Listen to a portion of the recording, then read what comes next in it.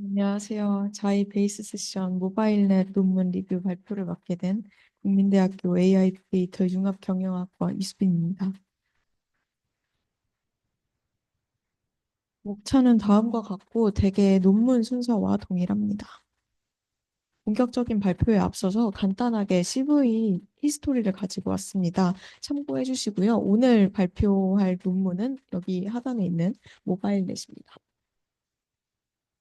네, CNN은 알렉스넷 우승 이후로 CV 분야에서 필수적인 기술이 되었습니다. 이후로 더 깊고 복잡한 신경망을 만들어서 정확도를 높이는 것이 트렌드였는데요. 하지만 실질적으로 이러한 정확도 개선이라는 것은 모델 사이즈와 속도가 중요한 환경에서 효율성을 높이지 못한다는 문제가 존재했습니다. 따라서 모바일이나 인베디드 비전 응용 프로그램에서 적용할 수 있는 매우 작고 지연 시간이 낮은 모델을 구축해야 했습니다. 따라서 본 논문에서 이제 소개드리고 있는 모바일넷이라는 모델은 이러한 문제를 해결하기 위해서 효율적인 경량화 신경망 아키텍처와 두 가지 하이퍼 파라미터를 도입했습니다. 최근 연구에서는 작고 효율적인 신경망을 설계하고자 하는 관심이 높아졌는데요. 이는 크게 두 가지로 나뉠 수 있었습니다. 첫 번째는 사전 학습된 네트워크를 압축하는 방식이고, 두 번째는 작은 네트워크를 직접 학습하는 방식입니다. 모바일넷은 주로 레이턴시라고 하는 지연 시간을 최적화하고 신경망 크기를 작게 해서 제한된 자원 조건을 충족하는 효율적인 아키텍처를 제공하고자 했습니다. 그리고 본 모델은 깊이별 분리 합성곱을 기반으로 계산 효율성을 극대화했습니다. 네, 모바일넷 구성은 크게 깊이별 분리 합성곱과 하이퍼 파라미터로 볼 수 있는데요. 그 중에서 네트워크 구조의 핵심 요소인 깊이별 분리 합성곱에 대해서 먼저 알아보도록 하겠습니다. 네, 스탠다드 합성곱층은 입력으로 df 곱하기 df 곱하기 m 크기의 피처맵 f를 받아들이고 출력으로 df 곱하기 df 곱하기 n 크기의 피처맵 g를 생성합니다. 스탠다드 합성곱층은 크기가 dk 곱하기 dk 곱하기 m 곱하기 n인 합성곱 커널 k로 매개 변수화가 됩니다. 그리고 표준 합성곱 계산 비용은 여기 제일 하단과 같이 dk 곱하기 dk 곱하기 m 곱하기 n 곱하기 df 곱하기 df로 정의가 됩니다. 이와 달리 모바일넷 같은 경우는 깊이별 분리 합성곱을 통해서 출력 채널과 커널 크기 간 상호작용을 분리해서 계산 효율성을 높이고 있습니다. 깊이별 분리 합성곱이라는 것은 깊이별 합성곱과 포인트 합성곱 이렇게 두 개의 층으로 구성이 되어 있는데요. 깊이별 합성곱에서는 각 입력 채널당 하나의 필터를 적용하고 포인트 합성곱은 원 바이 원 합성곱으로 깊이별 합성곱 층의 출력을 선형 결합을 해서 새로운 출력을 생성을 한다고 합니다. 그래서 깊이별 합성곱은 그 하단 수식과 같이 표현이 되고 있습니다. 깊이별 합성곱 커널 K의 크기는 dk 곱하기 dk 곱하기 m이고 계산 비용은 dk 곱하기 dk 곱하기 m 곱하기 df 곱하기 df로 정의가 됩니다. 깊이별 합성곱은 표준 합성곱이랑 비교를 했을 때 계산량을 출력 채널 n과의 상호작용 없이 입력 채널 m에 대해서만 수행을 하기 때문에 계산 효율을 크게 향상시킬 수 있었습니다. 하지만 깊이별 합성곱 이라는 것은 입력 채널 필터링만 수행을 하는 역할을 하기 때문에 새로운 피처 생성을 위해서 채널 결합을 하지는 못한다는 단점이 있었습니다. 따라서 포인트 합성곱을 추가해서 깊이별 합성곱의 출력을 선형 결합해서 새로운 피처를 생성할 수 있도록 해야 합니다. 네, 이렇게 깊이별 합성곱과 포인트 합성곱의 조합을 깊이별 분리 합성곱이라고 합니다. 이는 표준 합성곱 대비 계산량 감소율이 크다는 것을 보여주고 있는데요. 특히 출력 채널 수 n과 커널 크기 dk가 클수록 계산량이 더 크게 줄어드는 것을 여기 하단 수식을 통해서 확인할 수 있었습니다. 모바일 넷은 3x3 크기의 깊이별 분리 합성곱을 사용을 해서 표준 합성곱 대비 8배에서 9배 정도의 연산량을 감소시킬 수 있었는데요. 정확도는 살짝 감소를 하지만 높은 효율성을 보이고 있습니다.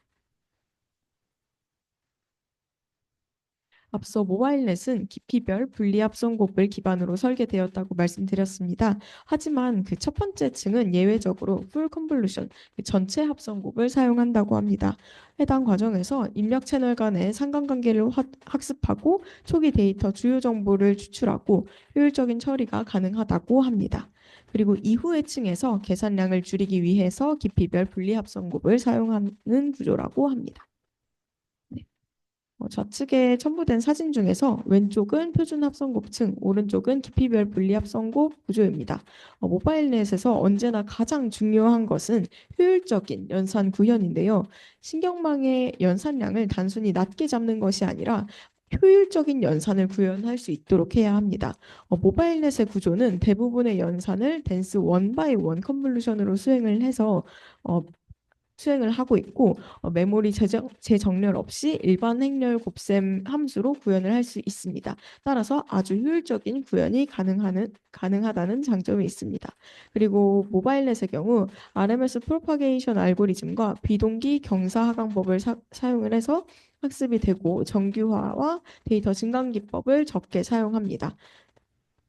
결과적으로 모델을 복잡하게 하지 않아도 안정적이고 효율적인 학습이 가능하다는 것을 보여주고 있습니다. 다음으로 모바일넷의 하이퍼 파라미터에 대해서 알아보도록 하겠습니다. 폭 조정 계수와 해상도 조정 계수가 있는데요. 폭 조정 계수를 통해서 좀 더 경량화된 모델을 구현하고자 네트워크 각 층에서 채널 수를 균일하게 줄이는 역할을 합니다.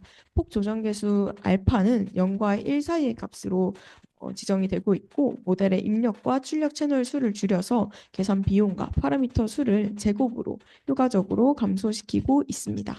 다음으로 해상도 조정 계수인데요. 이거는 입력 이미지에 적용이 되어서 네트워크 각 층에서 피처 맵의 크기도 같은 비율로 줄여주고 있습니다.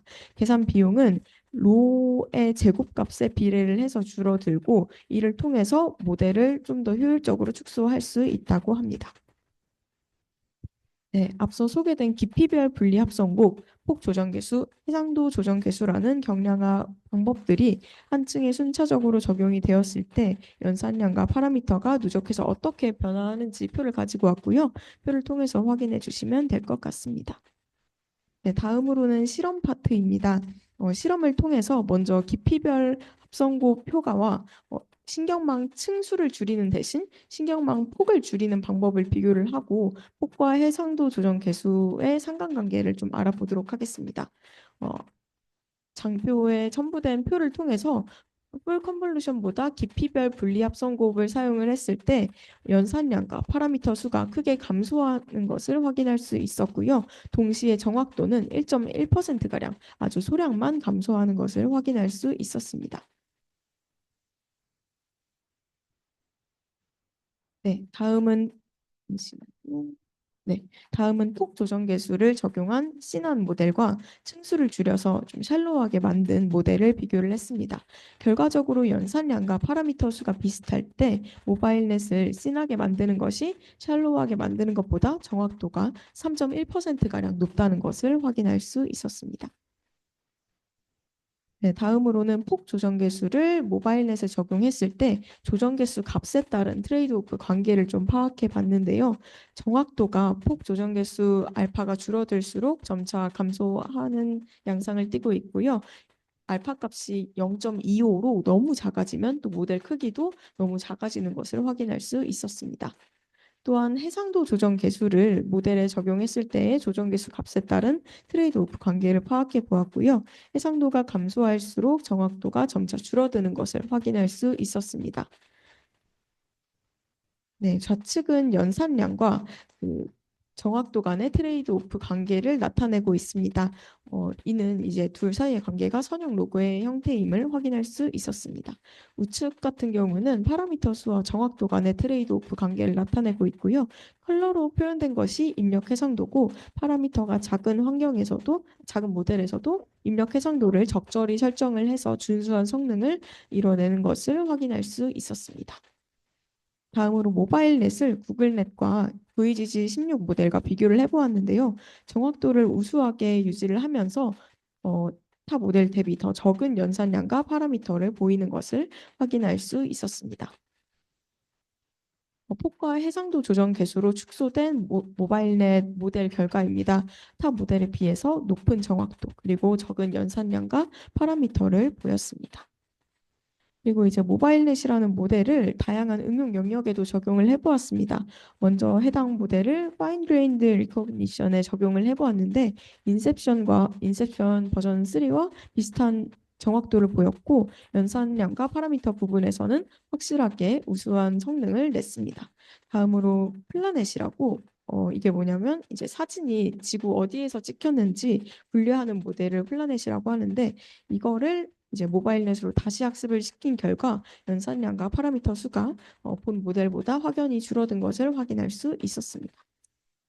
그리고 모바일넷은 얼굴 속성 분류 작업에서도 활용이 되었습니다. 얼굴 속성 분류 작업에서 모바일넷과 지식 증류를 조합을 해서 클래시파이어를 효율적으로 축소함과 동시에 기존 모델의 1% 수준에 불과하는 그런 연산량을 보이고 있습니다.